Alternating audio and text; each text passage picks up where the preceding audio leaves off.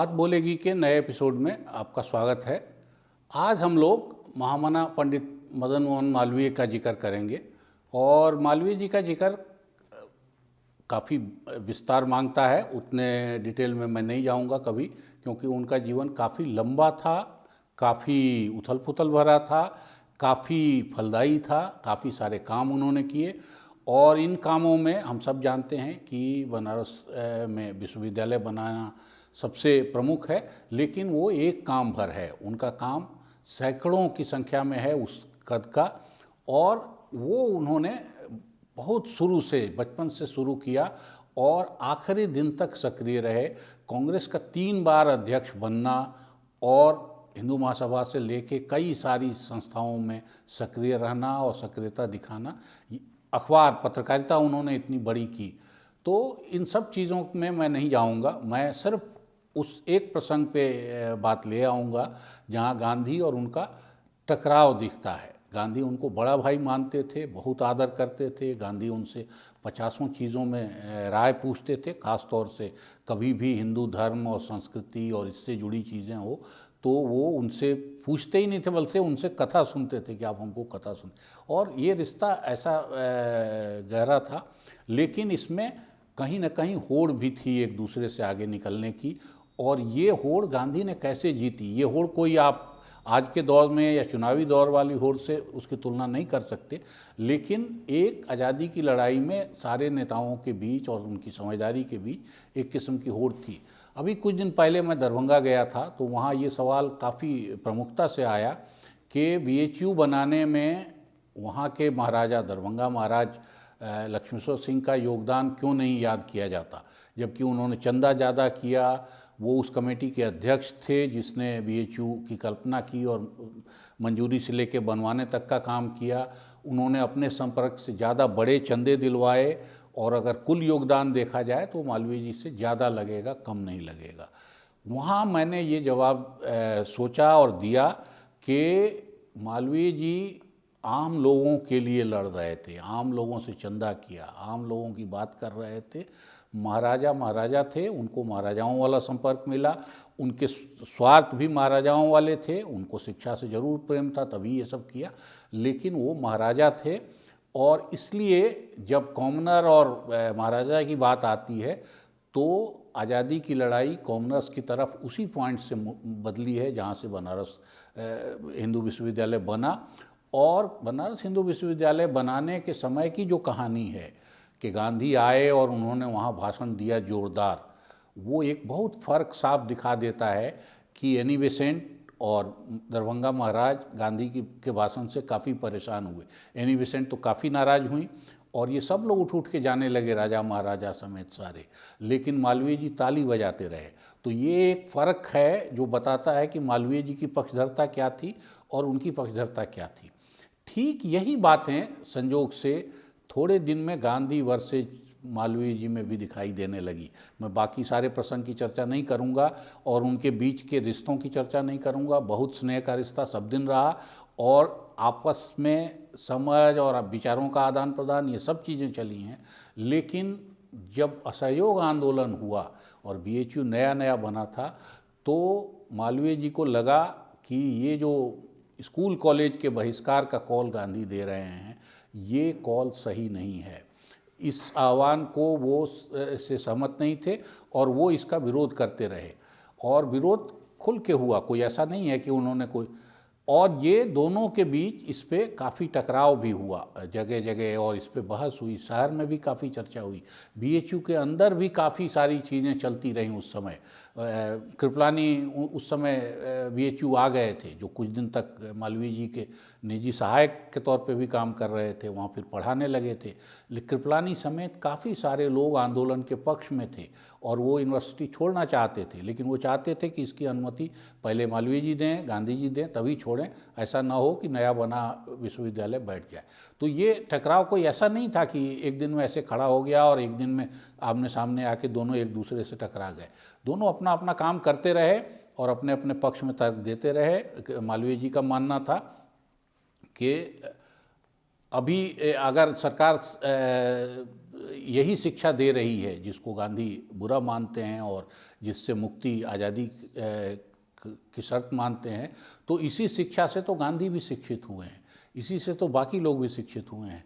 गांधी का मानना था कि नहीं, ये सब तर्क अपनी जगह अलग हैं, और गांधी या मालवीय जी अगर इतने बड़े विद्वान हुए हैं तो ये शिक्षा न होती तो मालवीय जी शायद उससे ज़्यादा ऊपर जाते।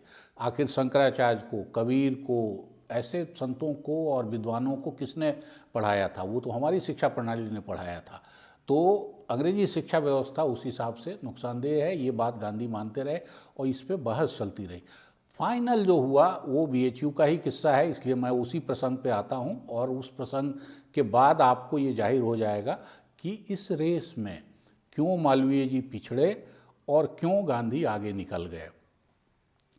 मालवीय जी ने जब ये सारी बहसें की तो उन्होंने लीडर में बयान दिया, मालवीय जी ने, बच्चों के लिए कि सब कुछ सोच समझकर जो तुम्हारी अंतरात्मा कहे सो करो। बच्चों को कहा कि तुम लोगों को जो मन करे सो करो, मेरा मानना ये है। फिर ये गांधी का बयान आया कि मालवीय जी से बड़ा धर्मात्मा मैंने नहीं देखा है, पूज्य भाई साहब पंडित जी का ही कहना मानना, अगर अंतरात्मा की आवाज़ पर संदेह हो तो उनकी तरफ ही रहना। गांधी का कहा अगर समझ में आए तभी करना, दोनों में किसी किस्म का द्वंद्व हो तो पंडित जी की ही सुनना, संदेह हो तो मत करना जो मैं कह रहा हूँ। पंडित जी का स्वास्थ्य गड़बड़ था, इसलिए कई लोगों ने कहा था गांधी को, उसका भी जिक्र वो करते हैं कि पंडित जी का स्वास्थ्य गड़बड़ था, इसलिए कई लोगों ने मुझे मना किया कि ये सभा मत करिए, लेकिन मैं मानता हूँ कि पंडित जी ऐसे नामर्द नहीं हैं कि ऐसी बात पे प्राण छोड़ देंगे। पंडित जी का प्राण विश्वविद्यालय है, उनका प्राण भारत अधिक है, तो इसलिए वो ये सब बातें सुनेंगे और ये बहस करेंगे, अपने तर्क देंगे, मैं अपने तर्क दूंगा, इसमें किसी किस्म का टकराव आप मत मानिए। पंडित जी का तार आया था और उनका ख्याल है कि आप कुछ बिना विचारे कदम उठा रहे हैं, और इसीलिए मैं आया हूं और ये बोल रहा हूं। फिर उसके बाद वो किस किस्म से हमारी शिक्षा प्रणाली पुरानी थी, नई थी, फिर एएमयू में क्या हुआ, बीएचयू में क्या हुआ, इन सब का जिक्र किया है। और फिर ये भी कहा कि पंडित जी का आग्रह था कि मैं उसी जगह से बोलूं जहां पंडित जी ने भाषण दिया था। फिर मालवीय जी आए तो उन्होंने कहा यदि आप देश सेवा के लिए विश्वविद्यालय छोड़ेंगे तो मैं आपको आशीर्वाद दूंगा। हिरण्यकशिपु जैसा पिता हो तो प्रहलाद जैसा ही काम करना चाहिए, कि आप अगर सत्य के पक्ष में हैं तो पिता के खिलाफ भी जाने में कोई हर्जा नहीं है। तो ये विद्वानों का टकराव है और विद्वानों का मतभेद है जो इस तरह सामने आ रहा है। इसी सभा से पहले बाबू शिव प्रसाद गुप्त, जो बनारस के और बहुत बड़े दिग्गज थे, उन्होंने मालवीय जी के खिलाफ ये कहा था कि मुरादाबाद में एक वेश्या ने जब विश्वविद्यालय के लिए उनको 3000 रुपये दिए थे तो पंडित जी ने उसे अपवित्र दान कहकर खारिज कर दिया था। अब क्यों सरकारी दान उनसे ज़्यादा, उनको सरकारी पैसा उपयोगी लगता है। ये चक्कर जो है ये चलता रहा दोनों लोगों का, और हम देख रहे हैं कि मालवीय जी इस पॉइंट पे, मालवीय जी और किन किन सवालों पे कंजर्वेटिज्म की तरफ गए, किस तरह से खिलाफत परिषद कांग्रेस के अंदर बनने की जगह फिर सनातन सभा बनी, उसके साथ जुड़े, ये सारे प्रकरण मैं ये नहीं कहूँगा, लेकिन मैं ये ज़रूर कहूँगा कि मालवीय जी जिन जगहों पे लोगों की भावना, मुल्क की असली भावना समझने में चूके, उसी ने उनको पीछे किया। नहीं तो जिस समय गांधी आए हैं उस समय तक मालवीय जी का कद आसमान में था और मालवीय जी पर्याप्त लंबा जिए हैं। मालवीय जी का जीवन बहुत लंबा चला है और बहुत सारे काम उन्होंने किए। तो इसके बावजूद अगर वो गांधी उनको आगे छोड़ते हैं तो वो अपनी जगह, हम सब लोग मालवीय जी की काफ़ी सारी चीज़ें, मैं तो पत्रकार हूँ तो इसलिए पत्रकारिता की चीज़ें उनकी देख के मुझे हैरानी होती है। और तब से वो इतने समय तक कांग्रेस में और बाकी जगह थे, और सारी पंचायत जितनी भी उस बीच हुई है सब में सरकार और कांग्रेस के बीच भी उनकी भूमिका बड़ी है। लेकिन इसके बाद भी हम देखते हैं कि एक खास दौर आते आते, जिसमें असहयोग आंदोलन प्रमुख है, आते आते मालवीय जी गांधी के तुलना में पीछे होते जाते हैं।